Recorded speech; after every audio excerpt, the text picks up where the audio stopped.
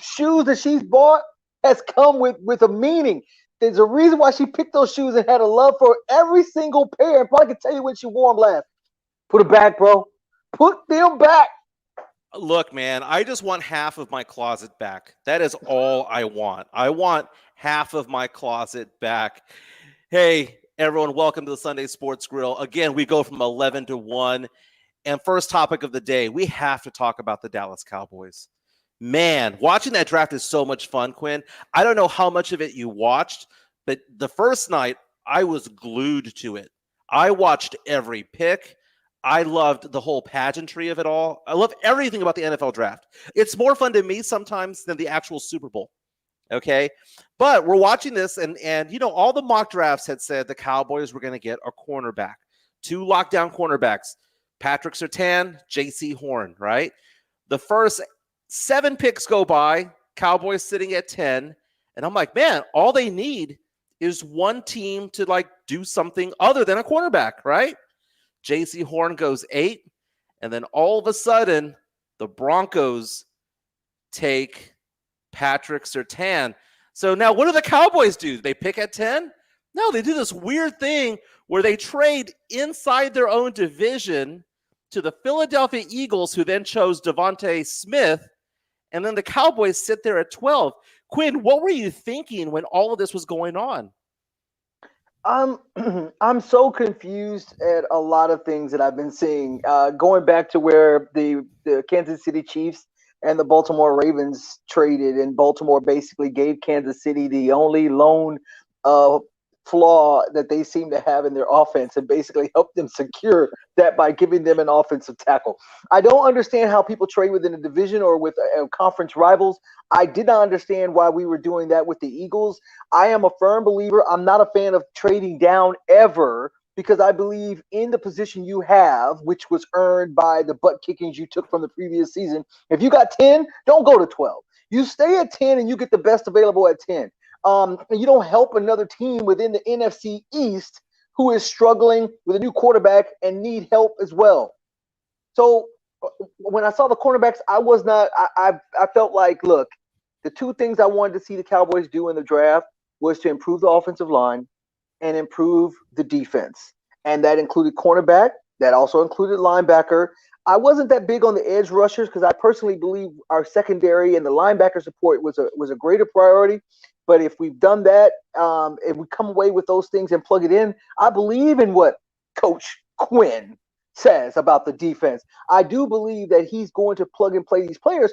But I also tell you, there's a hint here that maybe the linebacker core that we once knew is not going to be as we once knew it. Now that we realize that he's looking to move in some players and have them play in that linebacker set, it's a little heavy now. We got more linebackers than we thought, even without Sean Lee. So I believe more moves might be coming. Is Van Der Esch health? Is it in question? I don't know. But I like the versatility. We needed pieces. We needed depth. I feel like we did that in the draft.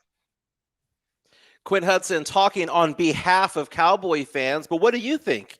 You can join us by watching us on Facebook Live. Send your comments. We'd be happy to read them.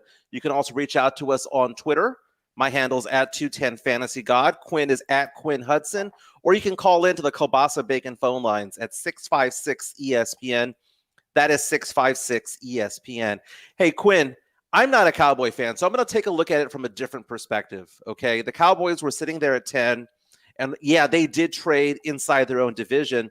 But the fact of the matter is, I believe that Devontae Smith probably would have gone 11 to the Giants. So he was going to stay in division anyway. So the Cowboys got the best player available on the defensive end of the ball, and got a 3rd-round draft pick on top of it. I know they gave that away, and it's going to look weird because later on, if Devontae Smith turns out to be this Hall of Fame type player, we're going to go back into that and say, hey, well, why did the Cowboys trade down for and allow this to happen? But the fact of the matter is that there's some context to it all. There's a reason why this was done. It was going to stay within division. I thought it was a good trade. A weird trade, but the value was there, okay? I find it interesting because the Cowboys have been putting the spin on this, that this is the guy they wanted, right? They have to say that. They can't say, hey, man, we got Micah Parsons, but we really wanted Surtain. They can't say that. But there are reports out there saying that the Cowboys were trying to trade up into the top 6 or 7, and they weren't going to do that for Parsons. So obviously they had somebody else in mind. I find it kind of interesting because Parsons is a good player, man. You know, it's funny, you mentioned Sean Lee retiring. He comes out of that Penn State system there. He is a good player. Many people had him as number 1 on the defensive board, just kind of overall in general, right? What I find interesting, though, is I'm taking a look at all these articles from all these reputable sports organizations talking about the grade. What was the Cowboys draft grade? And man, it is all over the place. I saw a lot of them that said B, B+. But what I found interesting were 2 of them. One was NFL Network, which gave the Cowboys an A. And the other was the Sporting News, which gave them the second worst draft, called it a C-, but still they consider that to be the second worst draft. I want to focus on that one, though. It was basically talking about how the Cowboys' 2 best players that they drafted, according to the Sporting News, were both linebackers, which is great because there's 3 levels of defense. There's the line, there's the linebackers, and there's the secondary. And they solidified that, right? Jabril Peppers from LSU, I don't know how he was there in the 4th round. Don't know. He's a good player, has some deficiencies, but man, he has that upside that's there. But not only Micah, but I take a look at this, and I think the Cowboys, when no one's around and Jerry and Steven and all of them are talking to each other, having a drink, I think they're a little disappointed. They still had a decent draft, but a little disappointed because they didn't get that lockdown corner at the top. And later on, I was looking at that second round when Trayvon Mayrig of TCU, who graduated from Smithson Valley, was there. I was like, oh my God, he's going to drop to the Cowboys midway through the second round. And the Raiders traded up 1 spot above the Cowboys and took him. And I kind of felt like, man, that is the NFL way of the way that I feel when I do fantasy football. When I have my one guy I want, just don't pick him. Don't pick him. Don't pick him. And they took him. So I think the Cowboys had a decent draft. But I think that, honestly, if they were to be honest with us and not spin it, they have to be a little bit disappointed. I start with the thought process of what we wanted to end up with. That's why I would give the overall draft a B, because I do feel like we did address the needs of the team, even though not all the ideal players at corner. I believe, like with Parsons, the versatility that you get with him, the fact that you can use him as an edge rusher. If you're a Cowboy fan, I can tell you right now, the most frustrating thing over the past 2 to 3 seasons is that we could read their base defense and see what set they were in and know what they're basically going to do. I like the fact they could drop a linebacker down on the line and bring them on an edge rusher. I like the fact that we could have a linebacker that can play the run and run with the running backs out of the backfield. We haven't had that. And Jalen Smith has struggled with that. And Van Der Esch instinctively has not been as he's been in addition to health. So to me, I like it. I like where our draft was. It's not ideal, so I can't give him an A, but a B-, yeah, I'm good with it. I think the Cowboys had a mission. And talking a little bit earlier about how the Cowboys were thinking about moving up in the draft, and that's obvious that they were going to go after a cornerback, right? Solidify, because that's was the biggest weakness for the Cowboys last year. So they were, I think, mentally they were thinking to themselves, need over talent. Now they got Parsons, they got the talent. Okay, may not necessarily have needed that in the first round, but it's a good player, man. I mean, he's going to be wearing that star on his helmet probably for the next 10 years. That is a solid pickup. But interestingly enough, though, the Cowboys' first 6 picks, the first 6, all on the defensive side of the ball. And because of that, and because they were not intrigued by a wideout, and because a certain tight end didn't fall to them, they were not tempted. Because you know what? That offensive side of the ball is already very, very good. If Dak is healthy, that offensive side of the ball will be perfectly fine because they've got those 3 big receivers. If Zeke can come back to form, they've got a decent offensive line. Their tight ends have shown promise. I think the Cowboys will be fine. Yeah, Pollard coming into his own. I think the Cowboys will be fine, but it's interesting that the first 6 were on the defensive side of the ball. And because of that, I think they can earn no less than a B simply because they addressed what was deficient last year. They may not have gotten a J.C. Horn. They may not have gotten a Patrick Surtain. They probably could have moved up or should have moved up. But the fact of the matter is that they still stuck to the game plan, which is defense, defense, defense.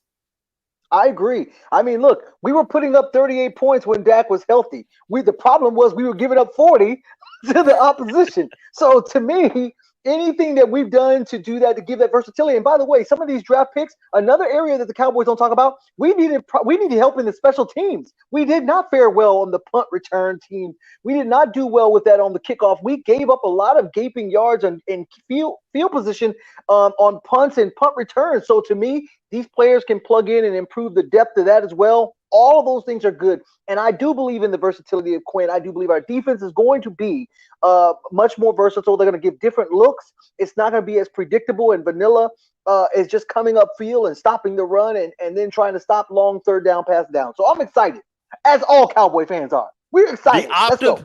Like we said before, the optimism is alive and well for Cowboy fans. The train, Quinn, is never late, baby. Never late. We'll be talking more about the NFL draft here on the Sunday Sports Grill. But when we come back, we'll be talking about our San Antonio Spurs coming off the most embarrassing loss of the year. Can they turn it around tonight? We'll be talking about that. And also, 90s sitcoms are making a comeback. Quinn will fill us in. This is the Sunday Sports Grill on 1250 ESPN, 94.5 FM. And as always, on the go at ESPNSA.com. Research shows that people remember radio ads with repetition.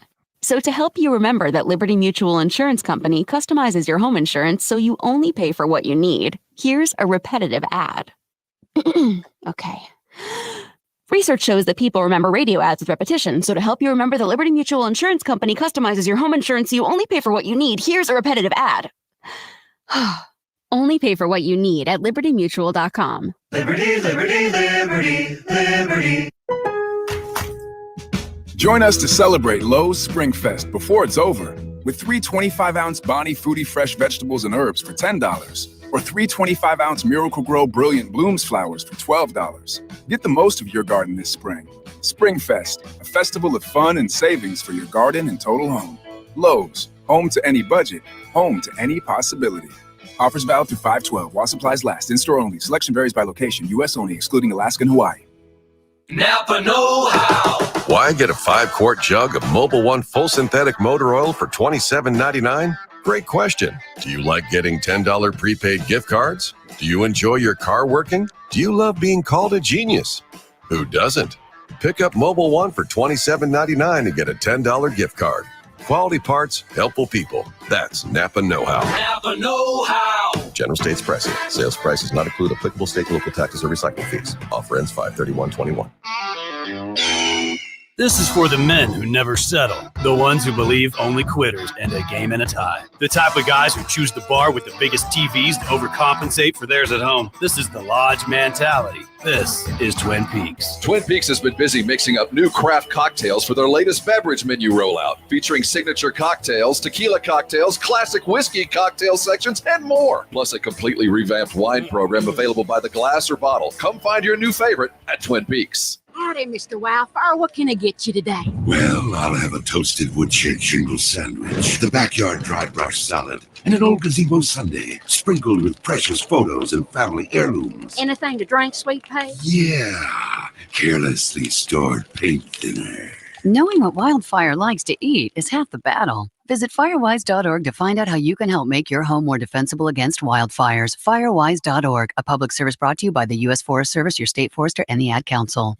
Daddy, why is the sky blue? To match your pretty eyes. Nope. See, all colors have wavelengths that are diffused by oxygen and nitrogen. Since blue has the shortest wavelength, it's diffused up to 10 times more. Who taught you that? Mommy. By 6th grade, too many girls lose interest in math and science, which they'll need for most future jobs. Keep her interest alive. For ideas, go to girlsgotech.org. It's her future. Do the math. A public service message brought to you by Girl Scouts of the USA and the Ad Council.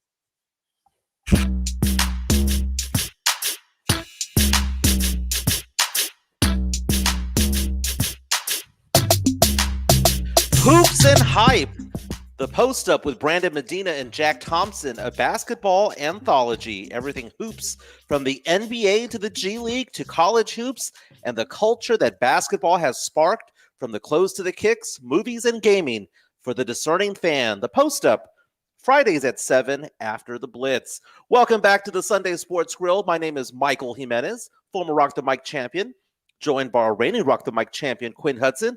This show is produced by Ricardo Odieras. Good morning. Spurs back in action today, man. Back at 500, back in action today after one of the most embarrassing losses I have ever seen as a Spurs fan. The Spurs, up by 32 points against the Boston Celtics, just blew it in the second half. Jason Tatum, going off for 60 points. 60, that is 60 points. Tying a record held by Larry Legend, Larry Bird himself. Amazing. Quinn, when you saw that collapse, what did you think? Mike, listen, I have been the optimist, the glass half full all year. When everybody else was ready to mail it in and go lottery and go ahead and just let the season plummet, I was still saying, holding on to the momentum from the bubble of last year, that the Spurs had potential, they had talent, they had the ability to make the playoffs. This collapse against the Celtics. First of all, Jason Tatum, you got to give credit to the young stars in this league. He did what he needed to do, but this was about the Spurs giving up something far greater. And this is, look, I don't see half full right now. It's half empty, and this is bad. We're about to see the implosion of the Spurs season in this final week and a half of the season. First of all, this was not even the biggest collapse. They lost to the Heat before that.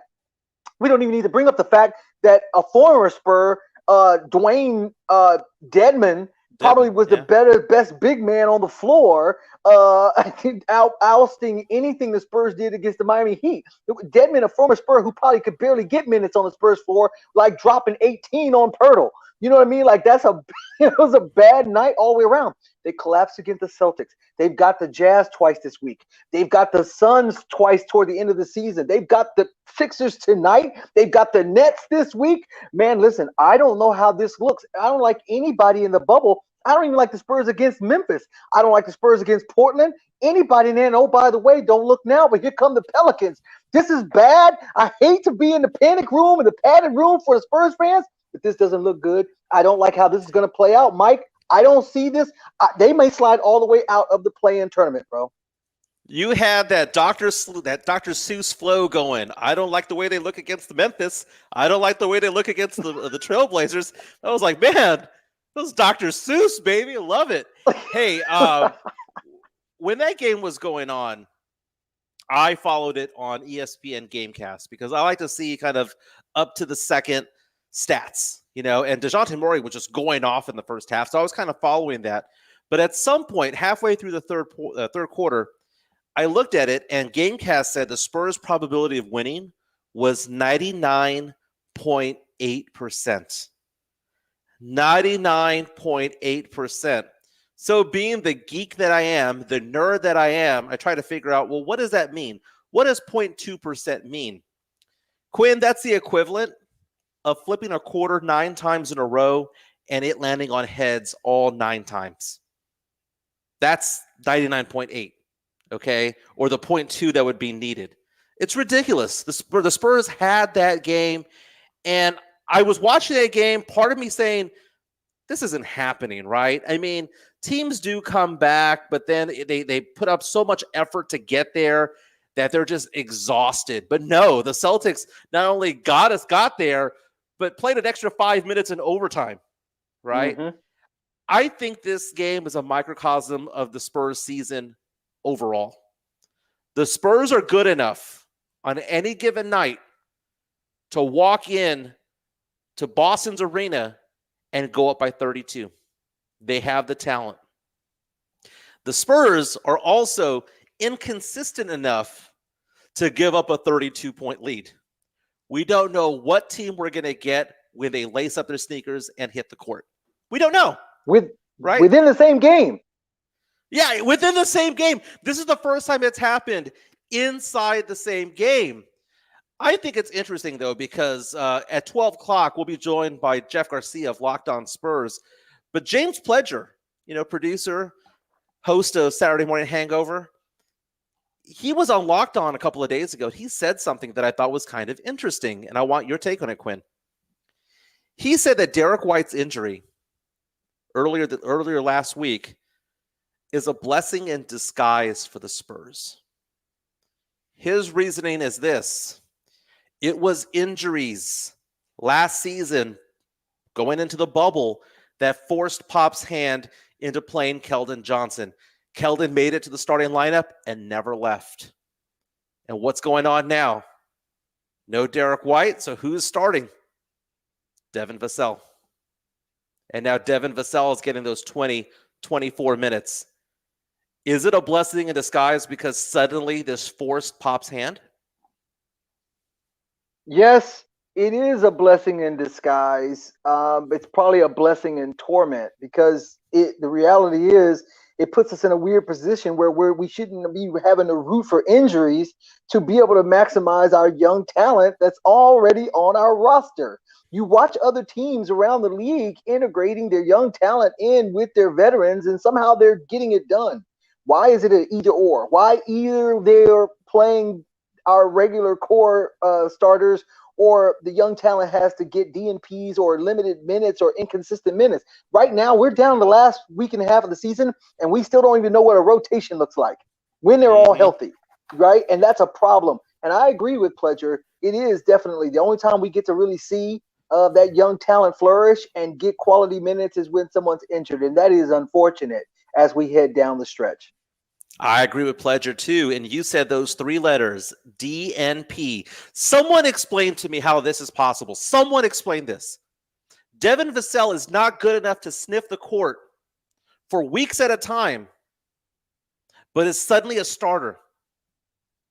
Now, I'm not saying that he does not deserve to be a starter or doesn't have the talent to be the starter. Mine is that whole gap there, how he goes from not playing, not good enough to have any minutes from Patty Mills or take minutes from Rudy Gay, but he's suddenly good enough to get 24 to 28 minutes as a starter. That is nonsense because he has been good enough. He is one of the Spurs' 6 or 7 best players, and for some reason, his butt was on the bench, and I think that it's demeaning. I think that it is insulting to Spurs fans. I think that that whole scenario has been insulting to Devin Vassell, and I don't want to hear anything about, well, that's just the Spurs way. That's just the Spurs way. Well, it's a ridiculous way. It has worked for some people. It has worked for Derek White. It has worked for a DeJounte Murray. But there are certain players who enter the NBA already NBA ready, right? And the Spurs have had 3 of those players in the last 20-some-odd years. Tim Duncan, Kawhi Leonard, and Devin Vassell. Vassell was ready on day 1. He is shooting over 40% from 3 for the season. And you might say, well, it's a small sample size. No, it's not. He has shot more than 100 3-pointers. He can shoot. And even if he is not shooting, he's a lockdown defender. How he is not on the court from the get-go is just baffling to me, but I'm glad to see him on the court. And man, one last thing. I was on Locked On Spurs. I was a guest on there last week, and I had mentioned how Lonnie Walker was walking around the court or running around the court looking like he had no purpose.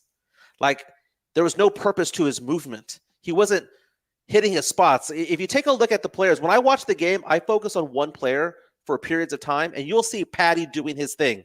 And you see Keldon hitting his spots. Even when he's struggling, he's hitting his spots. For some reason, Lonnie Walker just seemed to be kind of in a daze, kind of just like not really knowing. I mean, I don't know. I'm on the outside looking in, but it just seemed to be like there was no confidence in his steps, in his body language, in his movement. But the last 2 games, shooting over 59%, averaging 21 points per game. Maybe this is a blessing in disguise. Maybe Derek White's absence is going to allow Lonnie Walker and Devin Vassell to come in and fill that void, because maybe not one player can fill it, but maybe a combination of two. But I'm just happy to see Lonnie Walker out there doing well. Didn't we have this conversation in the bubble last year? Weren't we having these same discussions about how these young talent letting the horses run? Vassell, one of the things I like about him is that he plays in that versatile role where you can switch on picks. He can play the four. A lot of the fours are undersided, stretch fours. He can guard out in the perimeter. I mean, I feel like we're at this place. Lonnie Walker plays best when he knows what his role is on the team. And when he doesn't know what his role is, whether you're playing one night 11 minutes and one night he plays 18 minutes, he just doesn't know exactly what he's going to do. And all of that is stunting to the growth of these young talent. And like I said, we're in May. The playoffs start on the 18th of May. We don't even know what our rotation is if everybody's healthy. You don't know who would be playing tonight if everybody was healthy. And that's a problem. Spurs right now are 500, technically in 10th place in the West. Oddly enough, half away in the spot. So this is going to be an interesting road down the way. The stretch is tough for the Spurs. As you mentioned, they have back-to-back games against Utah. They have back-to-back games against Phoenix later on in the season to wrap up the year. They've got Philadelphia tonight. We'll be talking more about the Spurs at 12 o'clock. Jeff Garcia from News 4 and Locked On Spurs will join us. But when we come back, it's Grill It or Chill It, NFL Draft version, NFL Draft style. Who are going to be the booms and the busts of the NFL Draft? There's certain things going on, certain drafts that were kind of interesting. Can't wait to talk to you about that. 90s sitcoms making a comeback. And later on, 44 years later, I'm going to give a movie review of Close Encounters of the Third Kind because Quinn Hudson asked for it. This is the Sunday Sports Grill on 1250 ESPN, 94.5 FM, and on the go at ESPNSA.com. America's Diamond offers our 5-year, 60-month financing program every day of the year. You don't have to wait for a sale to get 5-year financing with credit approval, or wait for a sale to get our guaranteed America's Diamond price, because we treat everyone fairly and with respect every day of the year. For almost 40 years, we have designed and created our extraordinary diamond jewelry right here in San Antonio. When you buy at America's Diamond, your money stays in San Antonio. Our whole company is located here and locally owned. Our kids and grandkids go to school here. All 40 of our coworkers live and shop in San Antonio for everything. Through the years, America's Diamond has supported thousands of wonderful charity events in San Antonio. We're the official jeweler of the San Antonio Spurs and of the University of Texas at San Antonio Athletics. See our television program about diamonds and jewelry tonight on ABC KSAT 12 at 12:35 a.m. or see it right now at americasdiamond.com.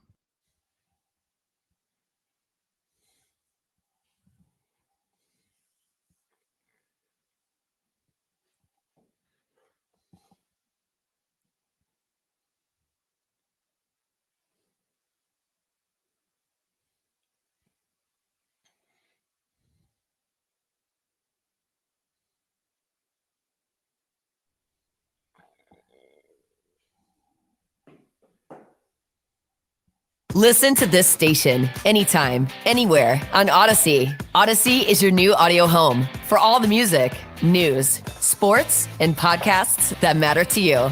Odyssey. That's AUDACY. Ahoy! Ahoy! Yoo-hoo! Ahoy! Ahoy! Ahoy! Ahoy there! Ahoy! Ahoy! Ahoy! Ahoy! In the name of the great Neptune! Ahoy! The tides can turn quick on the water. Progressive's boat insurance has you covered with basic plans starting at $100 a year. Quote today at Progressive.com. Progressive Casualty Insurance Company and Affiliates. Annual premium for a basic liability policy not available in all states. Prices vary based on how you buy. You ever lie awake at night, can't sleep, not wanting to see what time it is because that's just going to keep you up? Tonight, try ZzzQuil Pure Z's all night. Unlike other sleep aids, our extended release melatonin helps you fall asleep naturally and then slowly releases so you stay asleep longer through the night. It's non-habit forming with no next day grogginess. ZzzQuil Pure Z's all night so you can fall asleep and stay asleep. Available at retailers near you. Because your doctor prescribed more sports in your diet. This is gluten-free, no-carb, 100% organic sports. 1250 ESPN San Antonio and 94.5 FM. All day, every day.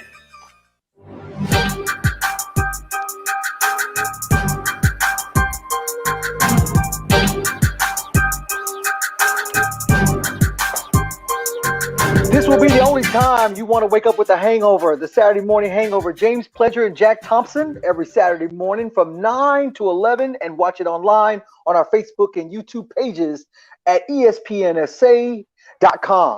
You're listening to the Sunday Sports Grill. I am Quinn Hudson, co-hosting with Mike Jimenez. We're on every Sunday from 11 to 1, and we've been talking a little bit about the Spurs collapse. We've been talking about the NFL draft. And now we're getting ready to do a little bit of grill it and chill it. Where we grill it when we keep it hot. When we chill it, we ain't feeling it, we put it on ice. That's how we do it.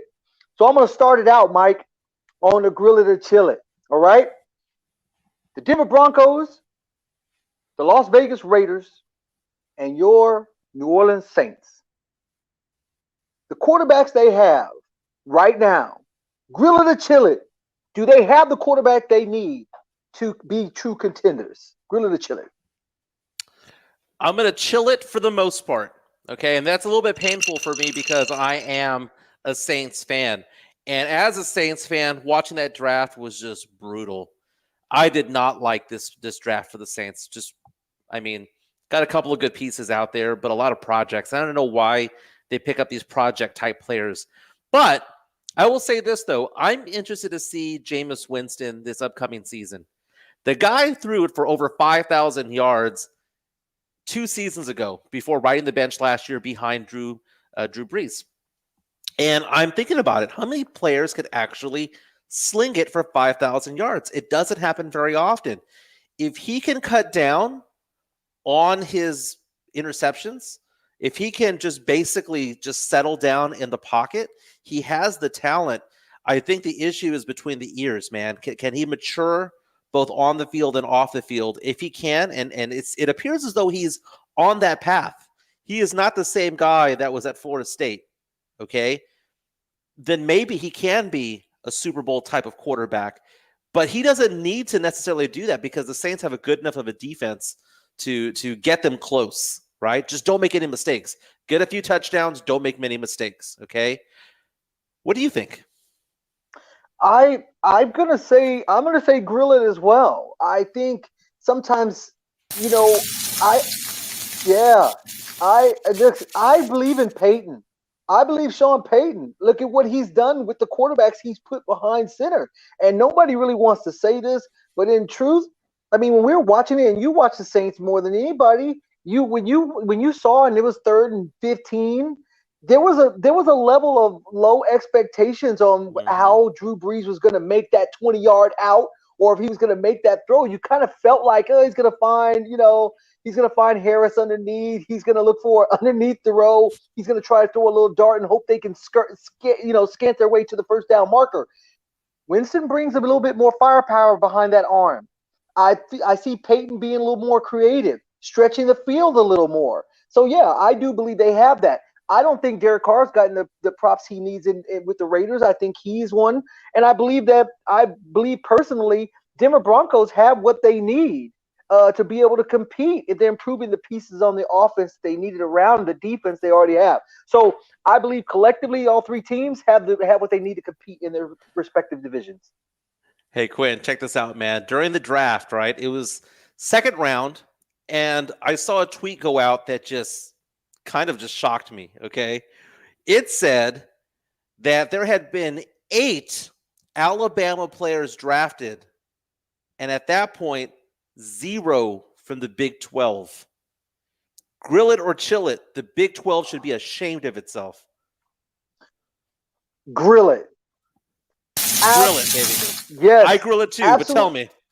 Yes, because I'm tired. I'm tired of watching. I'm watching the Big Ten. I'm watching the ACC. I'm watching the SEC, and they're calling out players from Texas. They're calling out players from Fort Worth, from Austin area, coming from Westlake, and the Houston area. And I'm like, wait a minute, how are they farming all these people out of Oklahoma, farming these people out of West Texas, in Central Texas, and bringing them into other conferences? That is an indictment on the Big 12 and their recruiting and their lack of credibility to be able to put those people in position to be successful on the next level, on the professional level. They have failed miserably, and players are not growing up like we grew up, wanting to play for the University of Texas, wanting to play for A&M. I know that's the SEC, but you're seeing they're perfectly comfortable leaving the Big 12 country and going elsewhere to get the spotlight, opportunity, and a chance to win.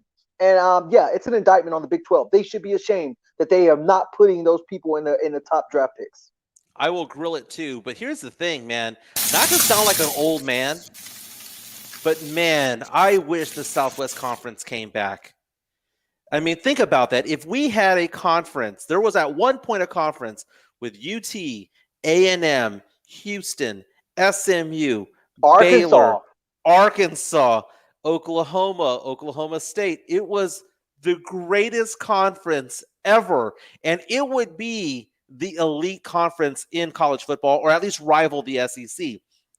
But when the Southwest Conference kind of disbanded, right, and Texas joined the Big 12, that loyalty kind of just went out the door. It was no longer a which Texas school am I going to choose. It basically opened the door to, let's take a look at the SEC. Let's take a look at the Big 10. And that was digging the grave, right? But what put the casket in the hole was A&M leaving, okay?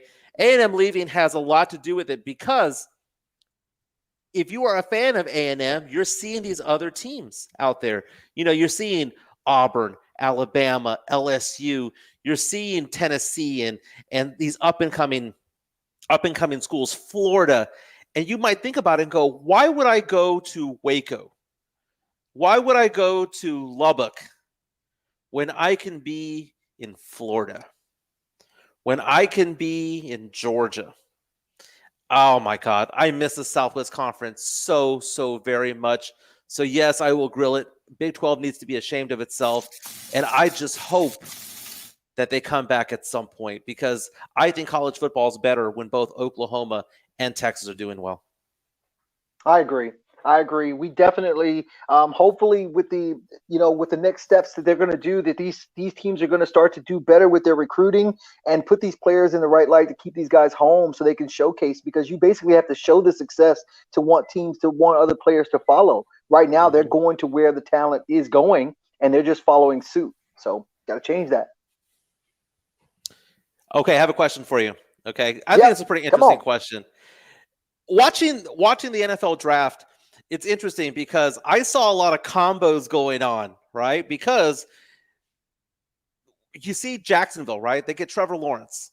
And then Trevor Lawrence, who do they pick up later on in the first round?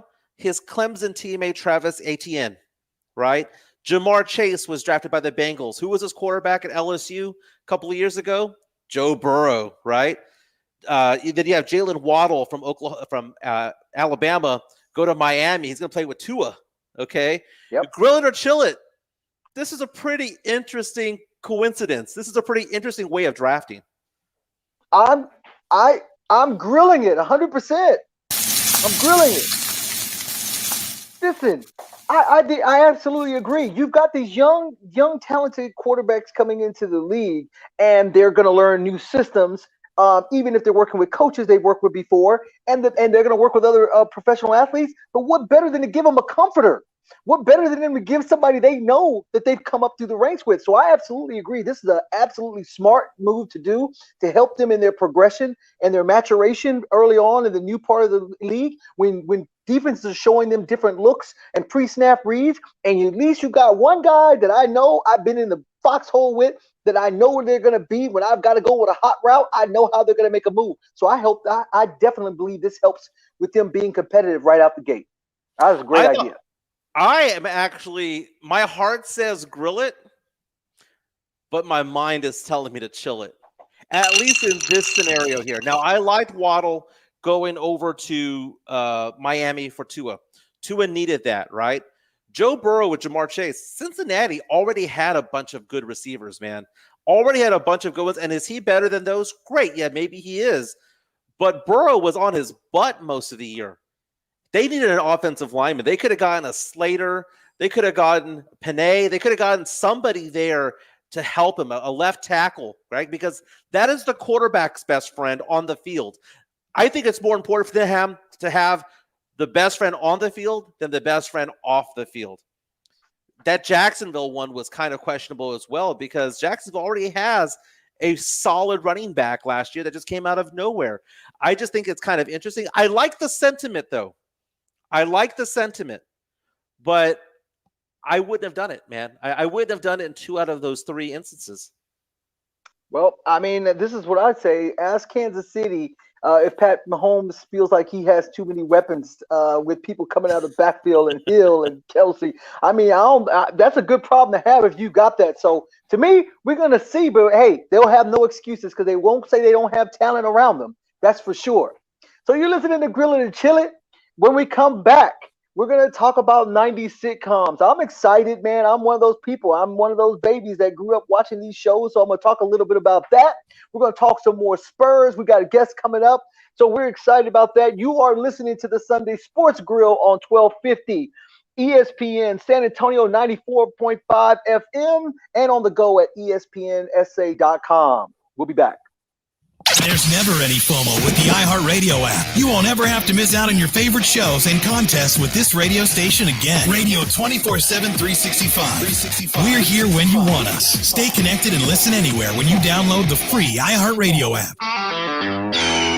This is for the men who never settle, the ones who believe only quitters end a game in a tie, the type of guys who choose the bar with the biggest TVs to overcompensate for theirs at home. This is the Lodge mentality. This is Twin Peaks. Twin Peaks has been busy mixing up new craft cocktails for their latest beverage menu rollout, featuring signature cocktails, tequila cocktails, classic whiskey cocktail sections, and more. Plus a completely revamped wine program available by the glass or bottle. Come find your new favorite at Twin Peaks. For 37 years, Mother's Window Tint has been the Texas All-Star for window tint, car stereos, and auto security. Mother's Window Tint, your car stereo and auto security headquarters, is saving you money right now. Stop more heat for less dollars with tint as dark as you want. We carry over 60 different professional films. Car thieves are stealing catalytic converters more than ever, so get a car alarm from Mother's that will even start your car by remote control. Save $100. Streaming music and your favorite podcast is easier and cheaper than ever with a new Alpine car stereo or kicker speakers or a JBC amplifier. At Mother's Window Tint Super Discount stores in Austin and San Antonio, they're all on sale. No time limit layaway. Open Tuesday through Saturday, 9 a.m. to 6 p.m. MothersWindowTint.com. Follow us on Facebook. Mother's Window Tint. Remember, do it at Mother's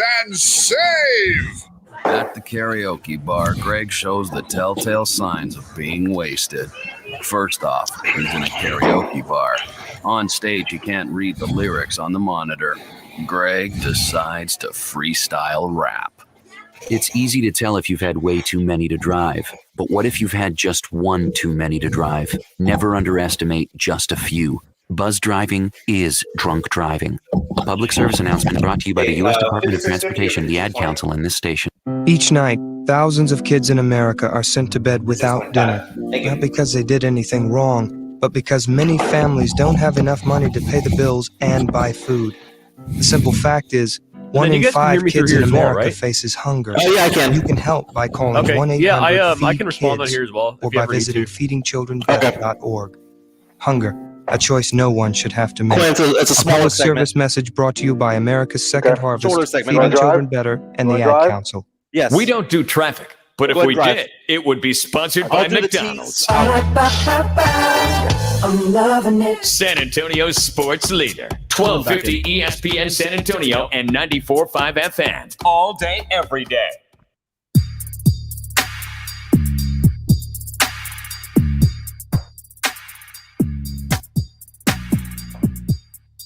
You're listening to the Sunday Morning Sports Grill, where we're on talking sports, talking pop culture every Sunday from 11 to 1. I'm Quinn Hudson. I'm with Mike Jimenez. And so in our last segment, we were talking about some Grill to Chill It. We were talking about some teams that we're talking about college teams, players that we've lost, people that should stay within the conference, Big 12 on the come up. When you talk about yesteryear, the Southwest Conference, it is nostalgia that comes to mind, Mike. And when you talk about nostalgia, you got to think about not just how sports used to be, but how television used to be. And I, being the avid TV movie watcher that I am excited about this new streaming service that's coming called Rewind TV. And so it's not here yet, although it's going to be a soft launch in the major markets. You know how they do: Los Angeles, New York, Chicago. But eventually it will scale out and we'll all have access to it. And it's going to bring the popular 80s and 90s shows. Now, I grew up, man. I love Different Strokes, Growing Pains, Facts of Life, 227. Back in the day, Mike, what were some of your favorite shows from the 80s and 90s? 80s and 90s. Family Ties was huge in the Jimenez household. You mentioned Growing Pains. I love Cheers. I don't know why. Even though I was young, I don't know. I loved Sam and Woody and Diane and Rebecca and all them. I like the show Wings. Frasier. I love a lot of the 80s and 90s shows. Now, I was a big fan of Facts of Life. That was right in my wheelhouse. Team Tootie, baby. I was all about Tootie.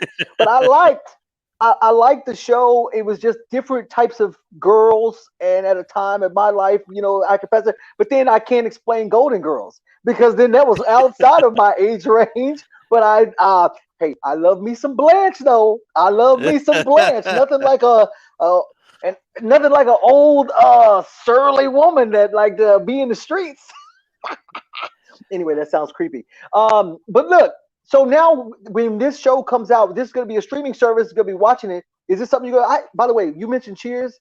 I really didn't watch Cheers in prime time. I didn't start watching Cheers till it was in syndication, and it would come on after the news. That's when I started to have a greater appreciation for it as well. On after the news. After the news. That's right. That's right.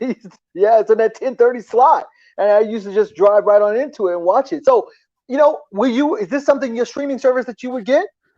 I would appreciate it. I mean, I like old shows, right? So I know most recently I was on HBO Max and I was watching Fresh Prince of Bel-Air. They have all the seasons on there, and I was going through it, and I forgot how good of an actor Will Smith was. Because later on in life, I really just stopped being a Will Smith fan. But in the 80s and 90s, I was all about him. I thought he did a fantastic job there on that show. Married with Children was another show that I was all about as well.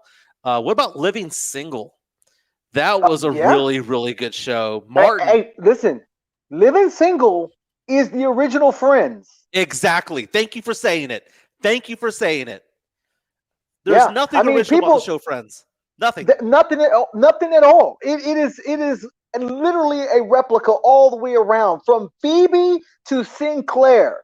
Like, their characters, their parallels, the relationships, the goofy guy, all of that. They basically replicated the show on both of them. Now, I was a fan of both, but I was well aware that I was watching a parallel universe of different ethnic, similar, lifestyles of how they do it on both sides of the spectrum. But yeah, definitely both of them on as well. I'm looking forward to it, though. It's something that if I have a stop down and I'm looking for nostalgia, this streaming service will be something. Rewind TV is something I'm looking forward to. You know what show I can't find that I've been looking for recently, because I've been wanting to show my teenage daughter? I got her a little bit into Dawson's Creek, which was on when I was in college, right? And I know certain shows from Fox like Melrose Place and 90210 were really big. But there was one show called Party of Five that I thought was a really, really good show with Lacey Chabert. It had Nev Campbell, Jennifer Love Hewitt. It was like a teen drama. It's about these four siblings or it was about these siblings who were taking care of each other after their parents died. I believe it was in a car crash or something like that. That was a good show. I can't find that anywhere. And if it's on this streaming service, I would most definitely get it. Yeah, I'm going to look forward to it. And there was a lot of content they were showing with shows that are coming. So I will be looking forward to it. Yeah, I haven't thought of Party of Five in a while. But that one was very well done. So good stuff. That was with my love affair with Jennifer Love Hewitt took hold. Nice. Oh, I know. And later on, by the way, she's from Texas. She's from Waco. My wife made fun of me because there was a TV show that she was on maybe about 6 or 7 years ago called The Client List. And it was about her being a massage therapist who gave a little bit of extras, and it was on Lifetime. And what's so funny is that I told my wife makes fun of me because there's certain shows that have come on Lifetime, like that show, The Client List, Unreal, Army Wives. There have been a lot of shows on Lifetime that unfortunately I have watched through the years, and I'm a little bit disappointed in myself about. But anyway, hey, we have a second hour of the Sunday Sports Grill coming up. Jeff Garcia of Locked On Spurs will join us. This is ESPN San Antonio, 1250 AM, 94.5 FM.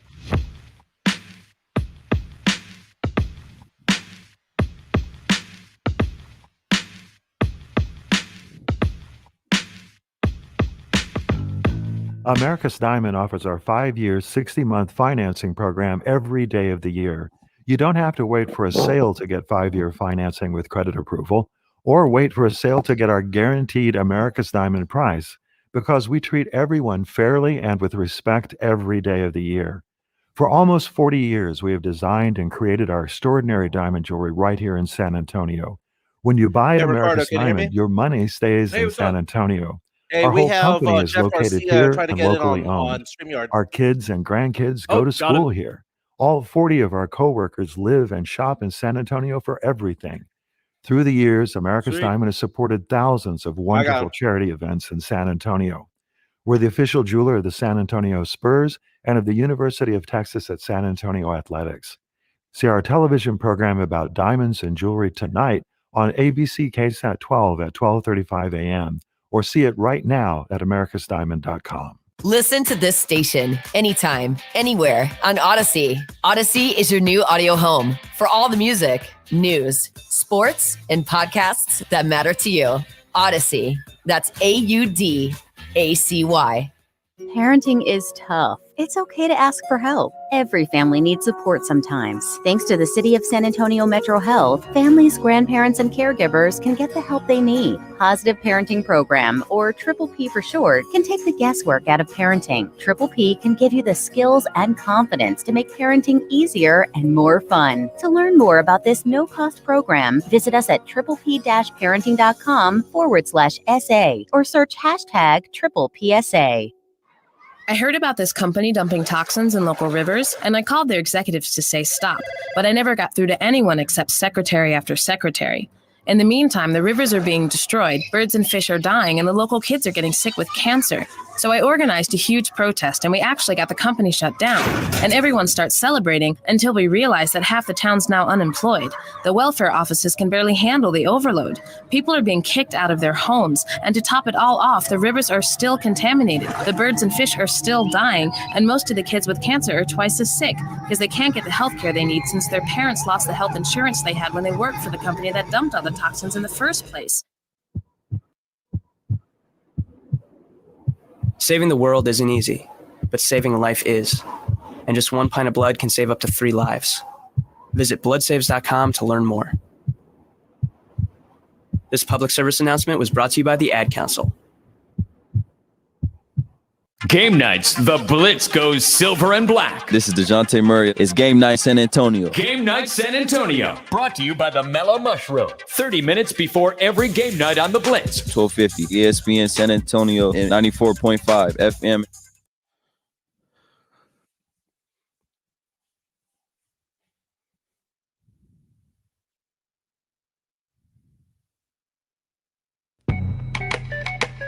Former and current Rock the Mic champs Michael Jimenez and I'm Quinn Dustin Hudson. Tatro, organist of the Sunday Texas Rangers, and this is your Sports home of Rangers Baseball. 1250 ESPN San Antonio and 94.5 FM KZDC San Antonio. What happened to that boy? What is going on, San Antonio? Welcome back, South Texas. This is the Sunday Sports Grill on 1250 ESPN, 94.5 FM. And as always, on the go at ESPNSA.com. My name is Michael Jimenez, former Rock the Mic champion. I am a fantasy god. Joined by Quinn Hudson, our reigning Rock the Mic champ. Hey, Quinn, we have a comment coming back. We were talking about 90s sitcoms. Yeah. Andrew Hernandez says Hulu has Party of Five. How did I not know this? How did I not know this? See, this is why I am with Hulu. I usually chase Hulu to content something that I've missed, just to watch what I missed. I usually don't deep dive unless they've got some kind of original show. I usually don't deep dive in there going looking. The only thing I've really followed on Hulu is Will and Grace. It's not there? Really? I don't know. What's it called? That's kind of interesting. I have not been that big of a Hulu fan. I have not been that big of a Hulu fan for a while. It's been a while since I've gone back. I have been on obviously Netflix, HBO Max. I have that Disney channel, which, by the way, I still haven't seen any of the Disney stuff. I don't know why I got it. Stop it. I pay into it because I have a child, an 8-year-old daughter, and nothing's there. Hey, in a moment, we're going to have Jeff Garcia from News 4 San Antonio and Locked On Spurs. He is just plugging into our system right now. Ricardo, if you can hook him up, I believe he's trying to call in right now. But thank you, Andrew Hernandez, for letting us know. He was also bringing up not only Party of Five, but he mentioned, what about that Dinosaurs TV show? Were you into that show?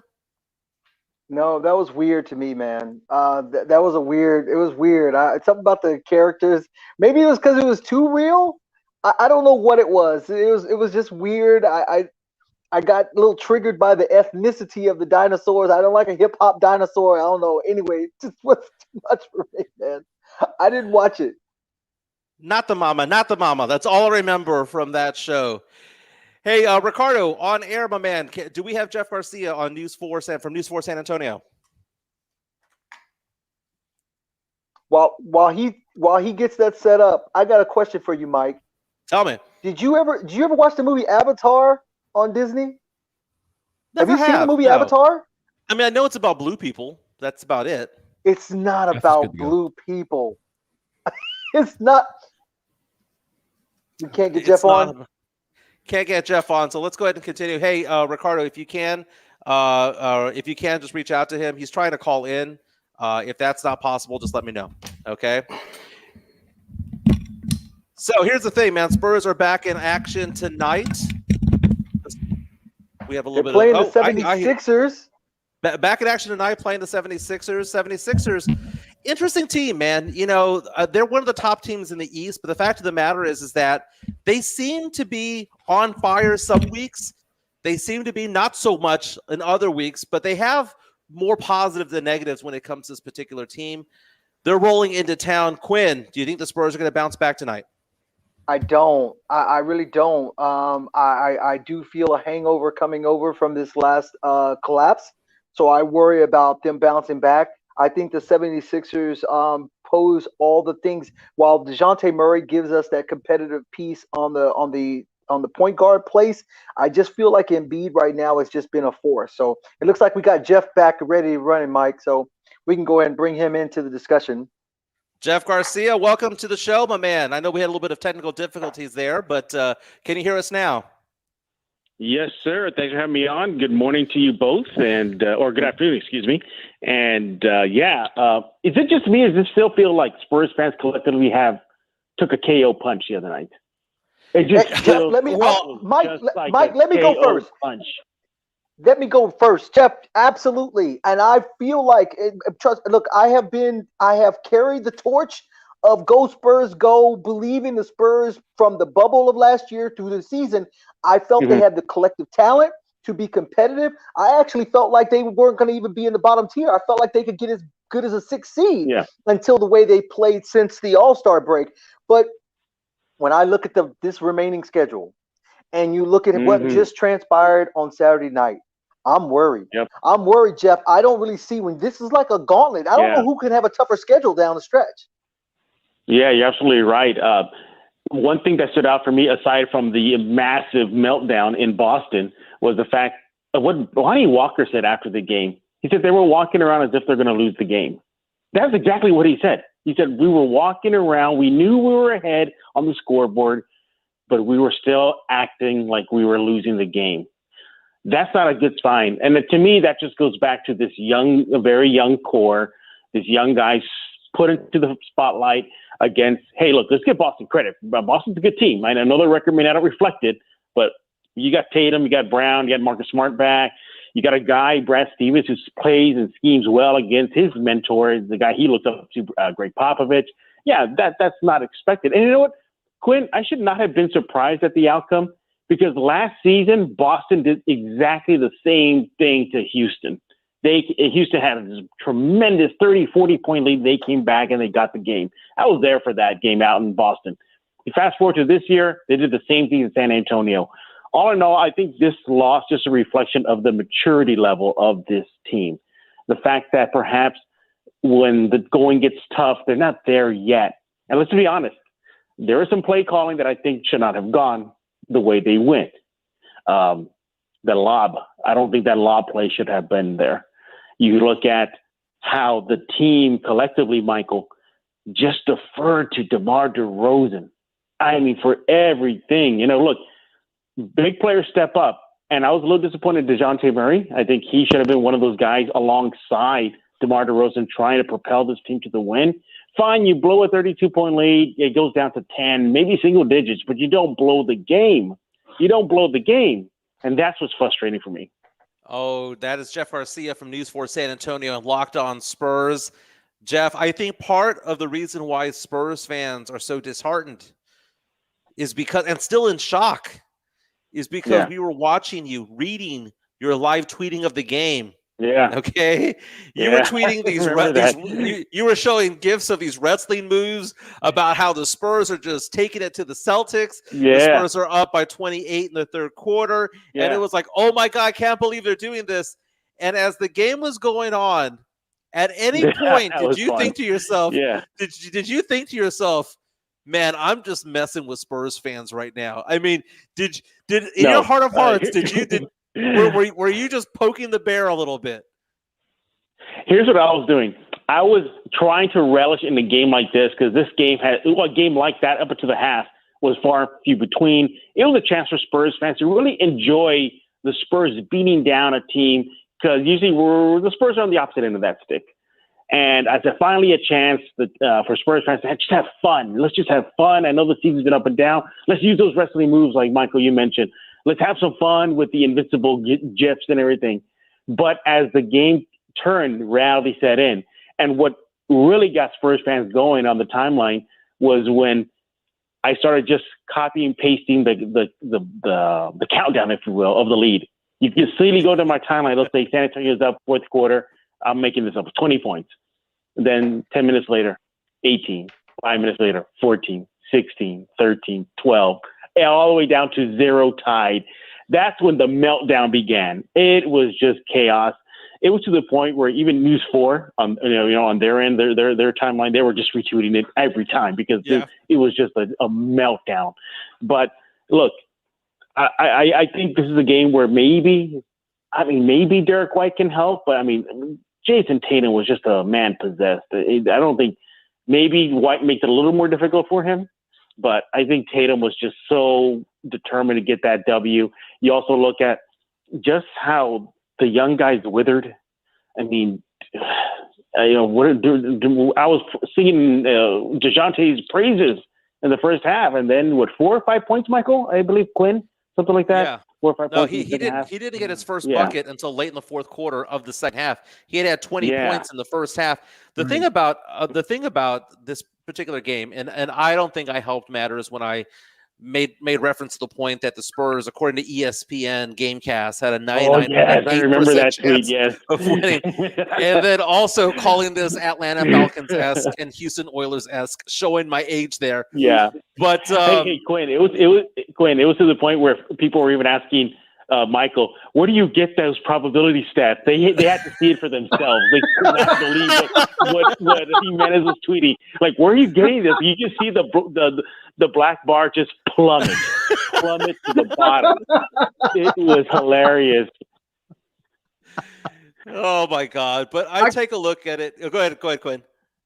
No, I was gonna say, in watching that game, you're right. There was some decision making, just like in football, we say down and distance. There's just times for different things. I felt like they were pressing, and then they tried to do things that just wasn't the call for the moment. When you just need to get quality baskets, make the basketball play. just needed a few buckets to keep them out of overtime, and I just felt like they could not stop the bleeding once it happened. I worry about the psyche. I do believe in that game they exposed some of their youth and maturation that's not there yet. And with that, given what is going to be needed, they're going to have to come out better than 500 in the rest of these remaining games. Yeah, the good news, though, Quinn, is that some teams are still kind of floundering right now. They're kind of up and down. You know, I think Memphis, Michael, correct me if I'm wrong. I think Memphis Orlando got a win. Excuse me. Orlando got a win over a team out of the West, and that shuffle that helped the Spurs kind of maintain their position in that play-in tournament. So there's that good news. But, I mean, still, I mean, you look ahead. I mean, tonight it's Philly. Then you go Jazz, and you have a little bit of a reprieve. And then, they still have dates with Phoenix. They still have dates with the Nets. Yeah. The Knicks is no easy out. The Knicks, you can't really laugh at the Knicks that much anymore. But here's the thing, though. The only good thing that also could help San Antonio is if these playoff-bound teams rest their players, because you're starting to see teams clinch. Utah clinched. Phoenix clinched. So maybe, it's the Spurs, Rudy Gobert, have a night off. Joel Ingles, a couple of other guys have a night off. Maybe that can help San Antonio to help maintain their standing in that play-in tournament.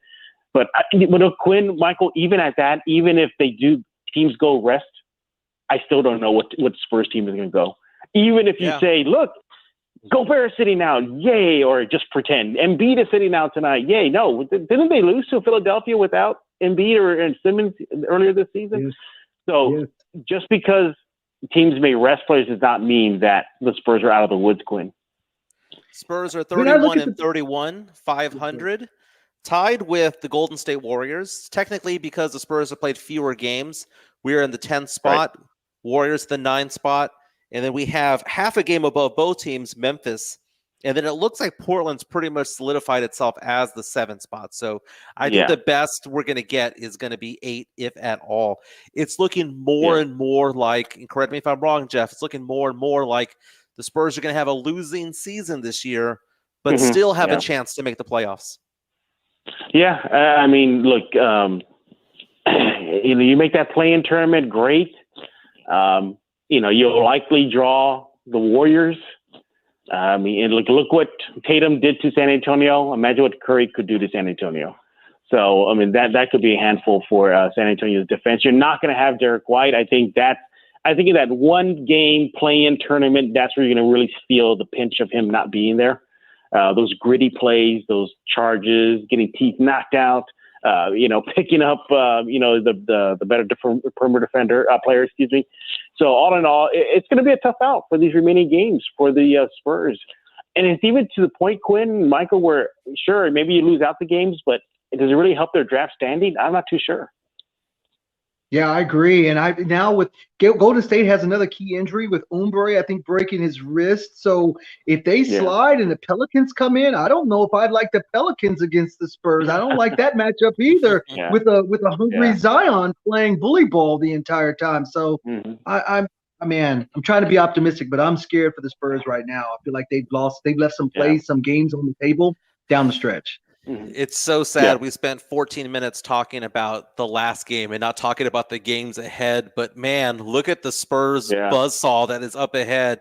10 games left to go in the season. Home today against Philadelphia, then back-to-back against the Jazz, who have the top record in the NBA. We then on the road with a very young Sacramento team that might be a winnable game. On the road against Portland.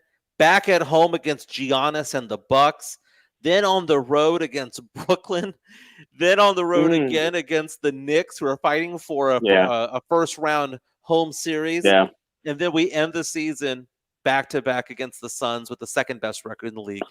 Oh, my God. The Spurs are 500 right now, but could easily be 6 games under and still have a chance to make the playoffs when it's all said and done. Yeah. How crazy is that? That is crazy. So the playoffs start now. So the playoffs start today, basically, is what you're saying. Yeah, well, I mean, Yeah, you gotta. That's a mindset the Spurs are gonna have to have. You know, the playoffs are now, and they're fighting for their lives. You know, that's the best mindset. But there was just something about that loss in Boston. There was just something about that loss that I've never seen Lonnie Walker. Lonnie Walker is very positive. You know how he is. He was dejected. I've never seen him that dejected before, to the point where he admit that he was not in a good mood. I mean, you can't blame him. And then you saw the Spurs PR people just pretty much end the conversation the moment he said that. Popovich, credit to himself, he was holding it in. He was trying to be positive, but he left off very abruptly too. There was even a moment where the Spurs PR were trying to get set up for their Wi-Fi, and then you could hear in the background some loud noises, if you know what I mean. Just people who were upset. So all in all, I don't blame this team if they need a little time to get their psyche right. Before you go, Jeff, what are your thoughts about tonight's game? You know what? I think it's going to be another loss. I think that's just it. You know, as of this moment, there's no injury report on Philly side, so it looks like everybody's good to go. So for Philly, DeJounte is questionable. If he doesn't play, that's going to sting. And if that plays out, you have no DeJounte, no White. Yeah, it could be another L. I'm holding on to hope, because James Pledger on Locked On Spurs said something to the effect of, maybe Derek White's injury is a blessing in disguise. Maybe because Devin Vassell gets some run. That's a good thing. I'm going to hold on to that. I want to see Vassell out there. I want to see Lonnie Walker play with purpose, because it looked like he was a little bit lost for a couple of weeks there. But back-to-back games with shooting 59% or more, he is averaging 21 points a game the last 2 games. I'm going to hold out to some optimism. Still think the Spurs are going to lose tonight, but I think it's going to be closer than what most people think. Hey, Jeff, I know we called you in for one segment, but if you want to hang on for the next segment, you can if you'd like. The reason is because you and Quinn have something in common. One of the ongoing things about this show is that we talk about pop culture, and Quinn just makes fun of me because I haven't seen certain movies, okay? I think I watched Star Wars for the first time about 3 months ago. So on this show, I've been giving movie reviews 20, 30, 40 years later, and both of you chose the same movie. Kind of weird. Close Encounters of the Third Kind. I watched it last night. Good show.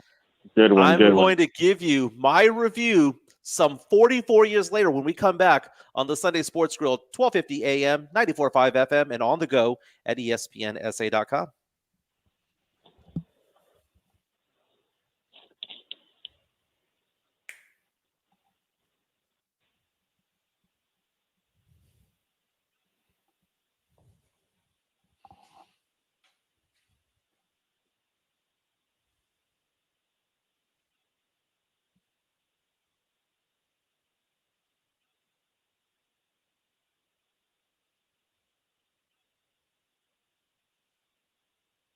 It's all about the nose. It's your air filter, the first line of defense against bacteria and viruses. If too many germs get stuck in your nose, guess what? You get sick. That's why it's so important to keep your nose clean, just like washing your hands. Nasal irrigation gets rid of germs by rinsing the nasal cavity, but neti pots are hard to use and, frankly, kind of gross. Now there's a better way to keep your nose clean and help your body protect itself. It's called Navage Nasal Care.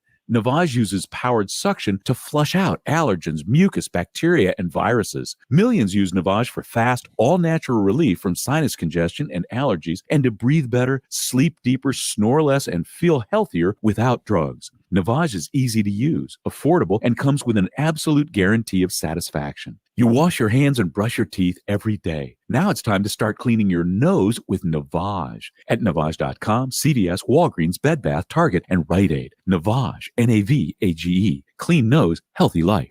When it comes to starting your morning off right, Wendy's is always the best choice. And now that our sweet and savory honey butter chicken biscuit is only $1.99, you have no excuse to get your breakfast anywhere else. It's freshly prepared with sweet honey butter and all white meat chicken on a flaky biscuit. It's never been easier to steer clear of bad breakfast.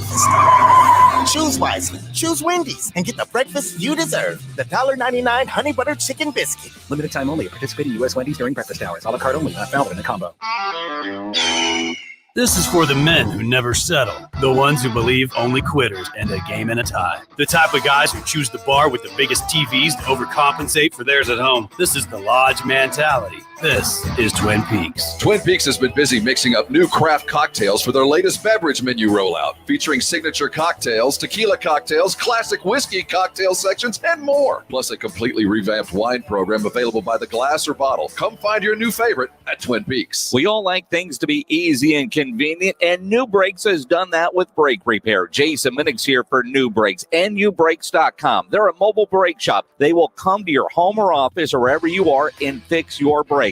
If your brakes are bad or going bad, go to nubrakes.com and schedule your repair. New Brakes provides convenient and affordable brake repairs, and they only fix brakes, so you won't get the upsells like at a traditional repair shop. Most repairs are done in less than an hour. New Brakes uses premium brake parts, and they back all repairs with a 24-month, 24,000-mile warranty. If your brakes are squeaky or grindy, go to nubrakes.com. Schedule your repair. Save 10% when you mention my name or ESPN San Antonio. nubrakes.com. Busy at work or just relaxing at the house, you continue to do what you do while New Brakes fixes your brakes. They're great at what they do. Go read all their 5-star reviews and schedule your repair at nubrakes.com.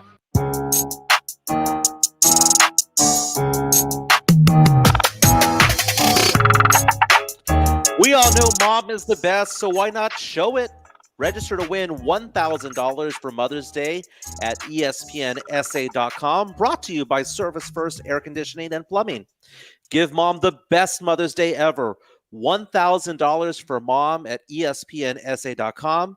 Brought to you by Service First Air Conditioning and Plumbing. And from 1250 ESPN San Antonio and 94.5 FM. Welcome back to the Sunday Sports Grill on 1250 ESPN. We go from 11 to 1. We talk sports, we talk pop culture, some nostalgia, some nostalgic pop culture, perhaps. I am joined by Quinn Hudson and Jeff Garcia of News 4 San Antonio and Locked On Spurs. Why is Jeff on in this segment? It's because both he and Quinn dared me, convinced me to watch a certain movie called Close Encounters of the Third Kind. Now, here's the thing. There are a lot of movies that I've never seen before, and you all make fun of me because of it. So I'm going to give a review of this movie, a 1977 classic, just like me. I'm a 1977 classic, right? It was released the year I was born. But I'm going to ask you this, Jeff. Why did you want me to see this movie? Oh, just because I think it really, that was like peak Steven Spielberg back in the day. You had that. You had the E.T. You had him helping out with Indiana Jones. But I think Close Encounters gets lost in the shuffle because people go, he's the E.T. guy, he's the, the Jaws guy, but it's just such a masterpiece, so well done. You take a very heavy topic, alien space, and you bring it to some sort of realism. And I think that's what he did so well. You also add the fact too, that the ending is just phenomenal. The path that the protagonist in this case takes to lead up to what his final decision is. I don't know. It feels weird. I know it's 77, but I don't want to give spoilers away. I know it feels weird, but he decides to just leave the planet. That's how invested he was, and then you just see how that incident just impacted so many lives. From Richard Dreyfuss's character to how Terry Garr, his wife, reacted to that. I mean, it just felt so real. And it's just a topic that people just really like to talk about. UFOs, are we alone? The aliens, what would they do? What would they look like if they arrived? And to this day, those aliens still creep me out. They still creep me out. I don't care how much they're shaking their hand out and putting that creepy grin out. They just look creepy. But all in all, I just think it's just peak Steven Spielberg. Hey, Quinn, Jeff Garcia mentioned 2 other movies there. He mentioned E.T. and Indiana Jones. Haven't seen either one of them. But Quinn. Brutal. Why this movie? So very few movies stand the test of time, right? You go back and watch movies from yesteryear, and sometimes they don't hold up. Close Encounters actually still holds up. Just as Jeff said, it really does encompass all the stuff of the mystery about UFO phenomenon. everything to recognizing is the government involved. Even today where they're talking about the Pentagon has information, you've got trained fighter pilots talking about things that they've seen that they now can come forward to speak on. You have people who are speaking of their experience of UFOs that they don't know what it is. It's something supernatural. It's an experience that calls them. This movie encompasses all of that. And the special effects, when you think about how many years ago that was, it still holds up when you watch it. It's fascinating. So it does give you everything. And Richard Dreyfuss, by the way, including Jaws, he's got Stand By Me, his resume. Mr. Holland, he's just a talented actor all the way around. I love Richard Dreyfuss. That's why I wanted you to see it, though. So what did you think? Give it a grade. Okay, so normally, real quick, I don't know if you're aware of this, Quinn, but there's an alien behind you right now as we speak. There is an alien behind you. Grogu is no alien. That's family, baby. Baby Yoda's family. Well, look. You want to hear something really eerie? Not only that you and me recommend to Michael Close Encounters, and you got Grogu behind you. Guess who's sitting behind right next to me? You know what? We're cut from the same cloth, my brother. Cut from the same cloth. Exactly. Awesome. Andrew Hernandez on Facebook Live. Michael Jimenez, killing me, Smalls. I do get that reference because I have seen The Sandlot. Okay. So these movies, I typically get my wife to watch with me. Quinn asked me to watch The Outsiders, and I gave that a B or a B minus, I think is what I gave it. You asked me to watch Jaws, and I gave that an A. I loved Jaws. So going into this movie, not knowing anything about it other than there's an alien aspect of it all, my wife is out of town, so I asked my teenage daughter to watch it with me. So she's 17 years old, and she watched a good chunk of the movie with me. At some point, you can't ask a 17-year-old girl to watch a 2-hour and 38-minute long movie. It's not going to happen, right? Yeah. So what did I think of it? The movie starts, and I'm like, hey, it's Richard Dreyfuss. I know him. He was from Jaws, right? So at least I get a little bit something there. And then I see that his wife is Terry Garr, and I'm thinking to myself, 12-year-old me comes out, and I think to myself, wait a minute, that was the first older woman that I thought was really hot back in the day. So I was like, Terry Garr, how you doing, girl? So the movie, again, about a guy from Indiana who has a close encounter with a UFO. He's in his pickup truck. Mm-hmm. We do give spoilers because if you haven't seen this movie in 44 years, you're not going to watch it anyway. Yeah. So, and then he drives his wife. He pisses off his wife because he is fascinated by what he experienced, and he feels compelled to mold something, to draw something, to create something. And ultimately, his wife leaves him, but he goes off to go find this mountain, I guess, and he didn't realize that was kind of like a staging ground for the government, the United Nations, to welcome these beings. By the way, did not realize that those beings were sixth grade girls, by the way, is what I read later on, that Spielberg hired 50 sixth grade girls so that they moved they moved around more flowing than men, right? So here's the thing. I will give the movie a reluctant B minus because I want to say C plus. I want to say C plus, but the storyline is really good. And I honestly think that what's interesting about Jaws and Close Encounters is that Spielberg 40, 50 years later can remake those movies and they'll still be good, right? I think they could still be good. It's just something about the 70s acting that's very campy. It's not to the point. Sometimes it meanders a little bit. That little kid who got abducted by the aliens, I hated that kid, man. I could not stand that kid. He was annoying. My daughter's looking at me going, shut that kid up. That kid is annoying. His mom was the worst mom of all time, but who, by the way, became the mom on A Christmas Story later on. I will give this a B minus, a reluctant B minus. I will say that I was pleasantly surprised by the special effects. The music is very good. That's very Spielberg-esque. That's just the way that John Williams go. Right there, baby. That's right. Yep. The man.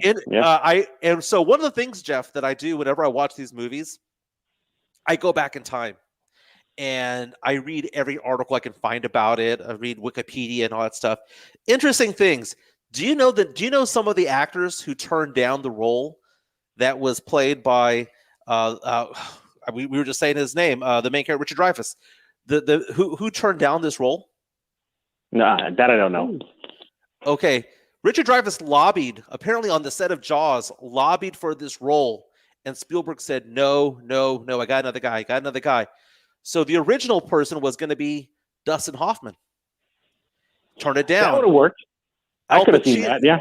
Al Pacino turned it down.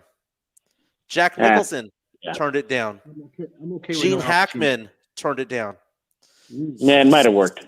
So you had all these star actors, and apparently the one that was left standing was Dreyfuss. Interestingly enough, I don't know if you know this, a little trivia, but Spielberg wrote this movie, or at least the basis of the movie, when he was 18 years old. So he had done all these other movies. Now it got rewritten, and he changed certain aspects of the movie, but the shell, the framework of it was when he was 18 years old. Well, here's a little thing too. Just a couple of things real fast. And Quinn, you may know this since you and I are cut from the same cloth here. Did you watch the extended cut or just the basic? Good question. We have 2 minutes, but good question about that. Okay. I watched the director's cut, the 2 hour, 38-minute long movie. But what I didn't realize was that there was a re-release years later that showed the inside of the spaceship. Yes. And I went on YouTube and watched those scenes. Yeah, it just adds a little bit more to you see where where he's ultimately going to, just a different world. And then two, did you know though that Close Encounters is based on an actual true event as well? No. Yes, Google Holloman incident. Really? The Air Force Base Holloman incident. That may be why, in researching the backdrop of this movie, I read that both the Air Force and NASA both declined to participate in the making of this movie. And in fact, it's reported that NASA wrote a 20-page letter to Spielberg telling him that it'd be dangerous to release a movie with this theme. Kind of interesting. Hey, what was that? What was that? We Are Not Alone, right? What that's a 90s TV show. So there you go. The same thing with Independence Day. The movie Independence Day in the 90s. That was the first time in a movie where they recognized Area 51, and the government had the same reaction. By the way, I have Devil's Mountains on my bucket list. I wanted to go to Devil's Tower. I've been wanting to go in Wyoming. I wanted to visit it just to get a photo op in it.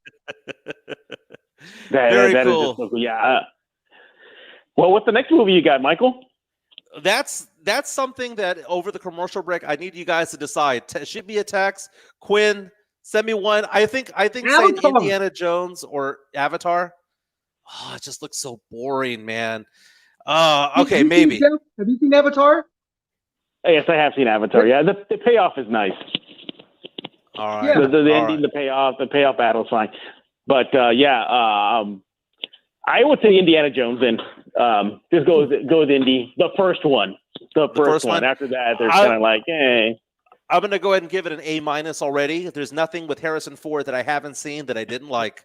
Okay, so and then also that guy on The Hangover saying that he wears a satchel because Indiana Jones wears a satchel. I'm going to go ahead and say because of those two lines, A- already. Okay, that's the worst it's going to be. Best work. This is his best work. The first one, yes. You know what? Yeah, I didn't see that movie, but I saw Romancing the Stone like 84 times growing up. So I don't know. Thank you for joining us, Jeff Garcia from News 4 and Locked On Spurs. Yes, follow him on Twitter. He's a fantastic follow, and he will troll you if the Spurs lose a 32-point lead. When we come back, speaking of trolling, see you guys. Speaking of trolling, did Aaron Rodgers troll his own team? Man, hours before the draft, news leaked that he wanted to leave. Is the MVP actually going to go? We're going to be talking about this on the Sunday Sports Grill, 12:50 a.m., 94.5 FM, and on the go at ESPNSA.com. For 37 years, Mother's Window Tint has been the Texas All-Star for window tint, car stereos, and auto security. Mother's Window Tint, your car stereo and auto security headquarters, is saving you money right now. Stop more heat for less dollars with tint as dark as you want. We carry over 60 different professional films. Car thieves are stealing catalytic converters more than ever, so get a car alarm from Mother's that will even start your car by remote control. Save $100. Streaming music and your favorite podcast is easier and cheaper than ever with a new Alpine car stereo or Kicker speakers or a JVC amplifier. At Mother's Window Tint super discount stores in Austin and San Antonio, they're all on sale. No time limit layaway. Open Tuesday through Saturday, 9 a.m. to 6 p.m. MothersWindowTint.com. Follow us on Facebook. Mother's Window Tint. Remember, do it at Mother's and save. A great meal starts with great meat. Rob and Jason here for Tri-County Meat Market, the best meat market in San Antonio. It's locally owned and full service. Tri-County has carefully selected certified prime Angus beef cuts, Wagyu, and upper choice. Tri-County has everything you need to up your grilling game, from beef, chicken, pork, fajitas, poppers, and more. Stock up on their Pick 5 for $25. Tri-County Meat Market, 2 locations on Ralph Fair Road and on Huebner Road, and online at tricountymeat.com. Mounds and mounds of fur. Our hairballs have hairballs. Our cat Mama, she's 10 years old. She has dandruff and an oily coat. I have 2 cats, Zippy and Daisy. Daisy sheds like crazy. If you love your pets as much as I do, you'll want to do what's best for them to live long, healthy, happy lives. DINOVITE.com. I just tried this wonderful Catalicious Dynavite for cats, and my cat has been on it for 2 weeks. She is not scratching anymore. She's not chewing anymore. It is just the best. I was thrilled when I heard Dynavite for cats was coming out because I'd seen the changes in my dog. To introduce my cats to Dynavite, I took the advice from Dynavite and put their food on top of just a scoop in the bowl, just to get them used to it, because I know if I even switch one little thing, they put their nose up to it. There was not one problem. Dynavite for life. You won't believe how happy your cat will be. DINOVITE.com. Tune in every Sunday morning from 11 to 1 for the Sunday Sports Grill. Hosted by last year's and this year's Rock the Mic champs, Michael Jimenez and Quinn Hudson. Every Sunday, 11 to 1. The Sunday Sports Grill. Chop it up and grill with former and current Rock the Mic champs Michael Jimenez and Quinn Hudson. Every Sunday, 11 to 1. 1250 ESPN San Antonio, 94.5 FM, and on the go at ESPNSA.com.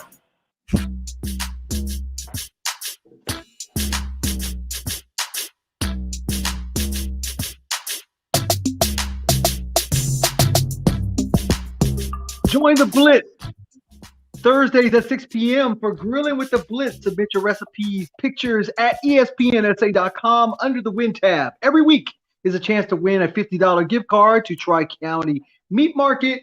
Grilling with the Blitz every single Thursday at 6 p.m. You're listening to the Sunday Sports Grill. I am Quinn Hudson with Mike Minutes every Sunday from 11 to 1. We just had a great segment with Jeff Garcia, an extended time, where we got to talk a little bit about the Spurs, their collapse, where the season's going to finish. We talked a little pop culture. We've talked about the Rewind TV. We talked about Close Encounters. And now we've got something on the menu, on the Mike and Minutes menu, to watch the original. Oh, man, I'm excited that you're going to watch Indiana Jones, because I'm telling you, it is so good. And it's you're talking about shows that were game changers, movies that were game changers. This one is definitely it. It's really Harrison Ford, and he has a great body of work. This is about as machismo of a role that you could possibly have. I love Indiana Jones, and you're right. Jeff said it right. It's the first one that you really wanted to watch. Now, if you were watching the sports yesterday, in addition to watching, we had some great NBA basketball that was on, and we're still going through our NFL draft. You also had the Kentucky Derby that was going on. And so, Mike, did you watch the Kentucky Derby in real time? I did, because I had some real money on it, man. So the Kentucky Derby is, it's on my bucket list. You mentioned going to that one mountain in Wyoming was on your bucket list. Going to the Kentucky Derby is one of mine. That one and Wimbledon are my sports bucket lists, right? Gotcha. Cool. I love horse racing. And in fact, last year on the Blitz, I was co-hosting the Blitz one week, and we had a handicapping expert in horse racing give his take as to who was going to win the Belmont, who was going to win. It was 2 episodes. One was the Belmont, one was the Kentucky Derby. And I gave him my winners, and he scoffed at me. But I called the trifecta last year on both of them, and both hit huge. One for like $13,000. Did I bet it? No, because we were in COVID, and I couldn't go out to Retama to bet it when I normally do. But last night, I did play some bets on this. I did call the winner in my exacta. I exacta boxed 4 horses. I ended up having 1st, 3rd, 4th, and 5th. Okay. So I missed that second horse to get that exacta. Had it hit, by the way, Churchill Downs' website said that it would have hit for $1,025. So a little bit upset, but I love horse racing, man. I used to own 2 horses over at Retama Park back in the day. Horse racing is something that I do. It's something that I enjoy. But Quinn, did you enjoy the fastest 2 minutes, the best 2 minutes in sports last night?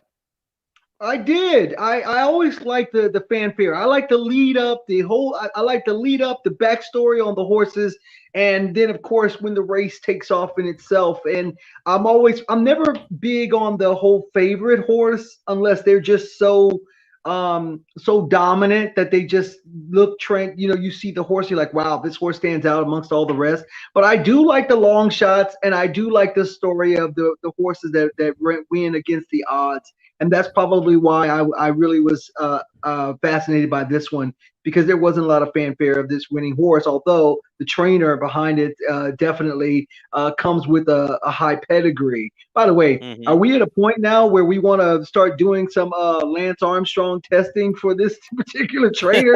How is it that these horses that he touches somehow miraculously end up turning into gold with everything that he touches? But man, it was exciting. But the best part of the Derby is the fashion, okay? Because people get dressed up for this. Even when you go to Retama Park to watch it on simulcast, people get all dressed up about this. But I loved looking at Tom Brady and Aaron Rodgers out there just looking amazing, man. Tom Brady looked like he came off. I thought of it, but then I saw a meme about it. I was like, oh my God, we're all thinking the same thing. He looks like he came out of Who Framed Roger Rabbit. Like he looked like a mobster yesterday with the hat, the pinstripe suit, and I loved it. He looked great out there. See, and that's not what I saw. When I saw him, I actually thought of, I don't know if you've seen Poltergeist, the movies. A long time ago. He looks like the creepy guy that was walking through the neighborhood talking about God is in his temple. His holy temple. This creepy guy was walking down the street in his suit with this weird hat. That's how Tom Brady looked. Now, Aaron Rodgers kind of had like this Tom Petty kind of vibe to him. It was a little bit different. But, Aaron Rodgers has got a personality to him that's a little bit different. But, yeah, I liked it. I liked the fun. All their friends got into it. It was a cool look. It's funny. You mentioned Tom Petty. I'm looking at the photo of Aaron Rodgers right now. I did not make that correlation. But with those glasses, I can see it. Take off the glasses, add maybe some beads or a chain, and he's the "What is Love" guys from Night at the Roxbury, man. He looks like he wants to roll up on your girl at the club. He looks super creepy. He definitely had a little bit of a grimy vibe to him that he would try to holler at you behind your ear when you weren't looking, just to, hey, what's your name? It was different. It's different, but you could tell these guys get into it when they go to the Derby. They put on this outfit and become this different and just encompass the moment. I think they were like half capacity, but it seemed full to me. My bucket list, baby. That is on my bucket list. Hey, while we were talking about Aaron Rodgers, he came out of nowhere the other day, or he didn't, or somehow it got leaked. His people, however, if he Uncle Dennis did, I don't know. Whatever happened. It came out a few hours before the draft that he does not want to be with the Green Bay Packers anymore. He is now backtracking that a little bit. he finally got cornered at the Kentucky Derby. They asked him the questions. Hey, do you really want out? And he's like, well, backtracking a little bit. But man, Quinn, heart of hearts, do you think he wants out? I absolutely think he wants out. I don't think anything Aaron Rodgers that comes out of his camp is by mistake. I think he's keeps things close to vest. And when he wants it to be known about how he feels about the coach, how he feels about Brett Favre, how he feels about wanting to play, or if they personnel around him, he puts it out there. His people put it out there. So I don't think it's a coincidence that in the waking hours before the draft, all of a sudden the bombshell drops that he doesn't plan to be there. And this is a weird marriage because you've got that information out there, and then you've got the coach and the president saying he's meant to be here, he's not going anywhere. And it's like a weird relationship where like, hey, I want to break up, I want to leave, and then the other one's like, no, we are together. We ain't going nowhere. I don't know how you start to go into the next season knowing that your franchise quarterback is saying that he doesn't plan to be there, even though he's trying to walk it back. It stems from someplace. You mentioned this as being a bad marriage. I'm going to let you know that's a very good analogy because when you go into marriage counseling, I don't know if you know this, but I've been told this before because I was divorced once before. They say that it is actually maybe not be there for getting you back together, but helping you move on, right? So marriage counseling is sometimes you're exiting the freeway, okay? Gotcha. Yep. And when it comes to any divorce, one person has moved on sooner than the other person, right? Yeah. That's what's going on right here, man. They're divorcing. One side just doesn't get it yet. And I know that there's going to be some fans out there who say, well, he's under contract and blah, blah, blah. Yeah, man, I don't buy it. He's already divorced. He's already said, Green Bay, not in love with you, man. Not going to be back in love with you. And I love this stat here. Of the last 10 first-rounders that Green Bay has drafted, the last 10, 9 of them were defensive players. The one offensive player was Jordan Love, the quarterback that they traded up for to eventually replace Aaron Rodgers. I get it, man. I absolutely get it. Yeah. Well, first of all, before last season, there was this hinting of thinking that he was regressing, that he was actually, unlike Tom Brady, was showing some age. And then what does he do? He comes out and has an MVP season last year, which makes it being even more premature. It's long gone. This whole thing, people being under contract, means nothing. NFL teams, if they don't want you, they don't care that you're still under contract. They'll drop you. They'll cut you. They'll trade you. So players who want out, they do the same thing. I do think there's smoke where this fire is. Oh, yeah. And you know what? For everyone who says that Rodgers is under contract and blah, blah, blah, blah, blah, the fact of the matter is the Packers left him. They left him no other choice.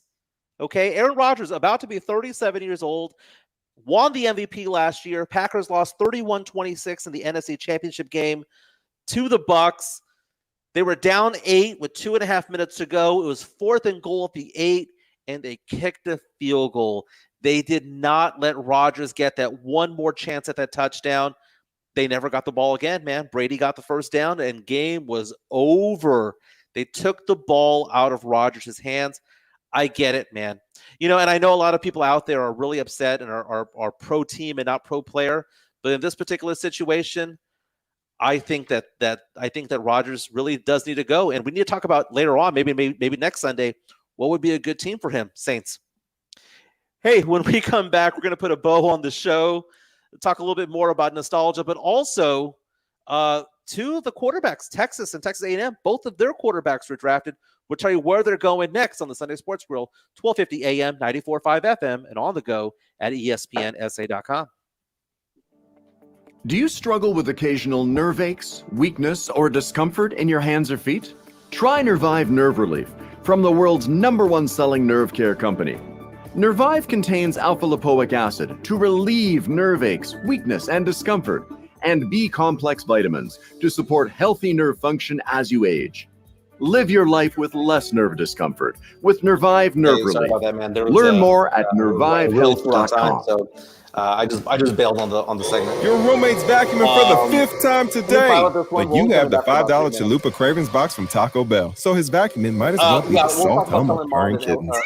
And your loud neighbors, Yeah. Turn it to a Let me follow this telenovela with a beefy 5-layer burrito and chips and nacho cheese sauce plus a medium drink. Jorge, ven y bésame, mi amor. With the $5 Chalupa Cravings box from Taco Bell, nothing can ruin your bliss. It's value beyond belief. At limited participating locations for a limited time only. Hey, Contact Michael? store for prices and items. Yes. Drinks exclude freezes. Tax Hey, excludes. so the 5620 is the hard go-to break with music.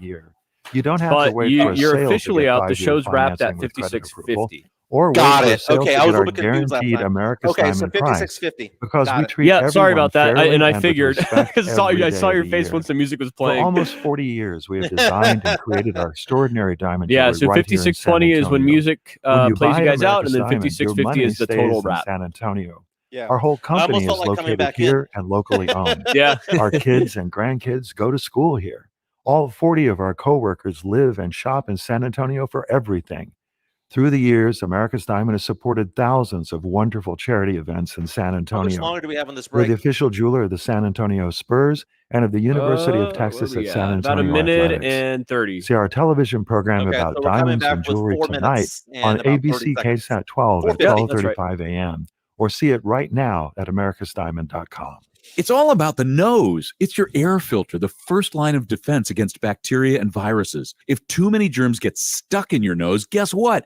You get sick. That's why it's so important to keep your nose clean, just like washing your hands. Nasal irrigation gets rid of germs by rinsing the nasal cavity, but neti pots are hard to use and, frankly, kind of gross. Now there's a better way to keep your nose clean and help your body protect itself. It's called Navage Nasal Care. Navage uses powered suction to flush out allergens, mucus, bacteria, and viruses. Millions use Navage for fast, all-natural relief from sinus congestion and allergies, and to breathe better, sleep deeper, snore less, and feel healthier without drugs. Navage is easy to use, affordable, and comes with an absolute guarantee of satisfaction. You wash your hands and brush your teeth every day. Now it's time to start cleaning your nose with Navage. At Navage.com, CVS, Walgreens, Bed Bath, Target, and Rite Aid. Navage, Navage. Clean nose, healthy life. 30 seconds.5.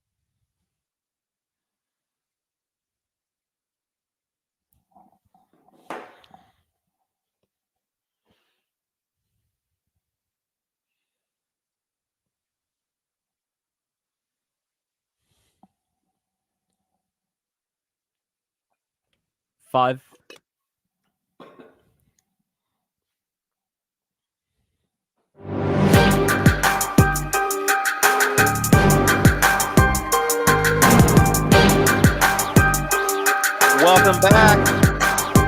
The Sunday Sports Grill on 1250 ESPN, 94.5 FM, and on the go at ESPNSA.com. Quinn, it's been a great show, man. Great show.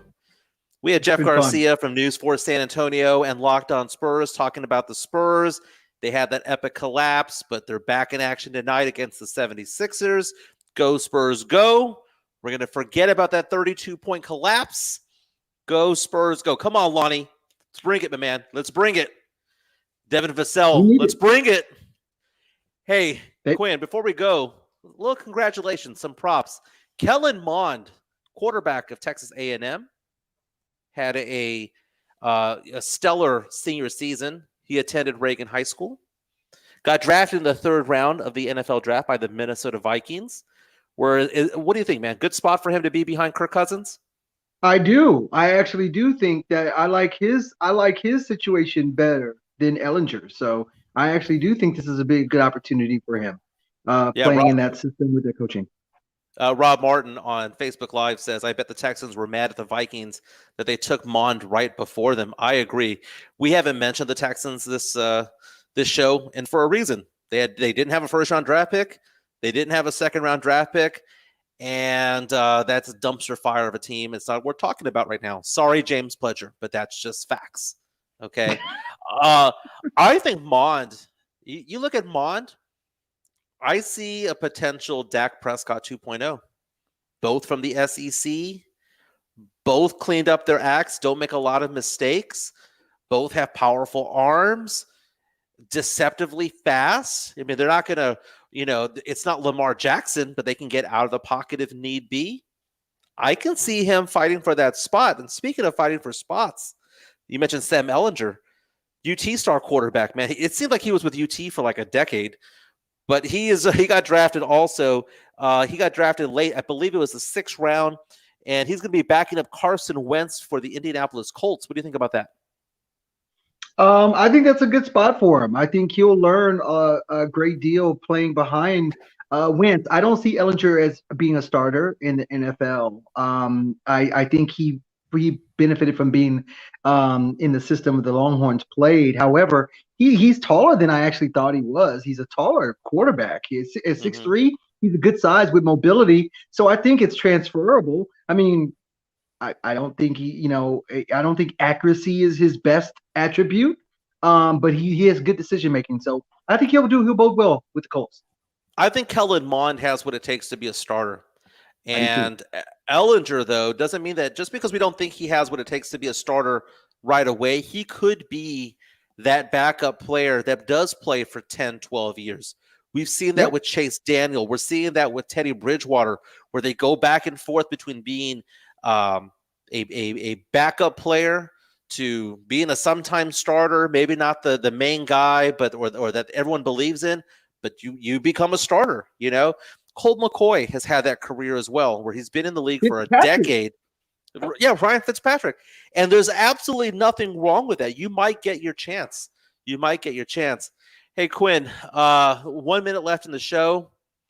I'm going to take what you said to heart, man. I think I'm going to go back into my closet and empty out the box of shoes, empty out the trash bag of purses, man, because my wife comes back home in an hour. I think she's going to look at the closet, think we got robbed. You are smart, man, and she would have gotten robbed on expectations. You go put them purses and shoes back. Baby, I love you, Selena. Come home. I miss you. We got so much to watch on the DVR. I'm super excited. Hey, man, thank you for joining us. Again, we'll be back here next Sunday from 11 to 1 talking sports, pop culture, nostalgia. Maybe I'll even give a critique of Indiana Jones. This is the Sunday Sports Grill on 1250 ESPN, 94.5 FM, on the go at ESPNSA.com. Thanks, Quinn.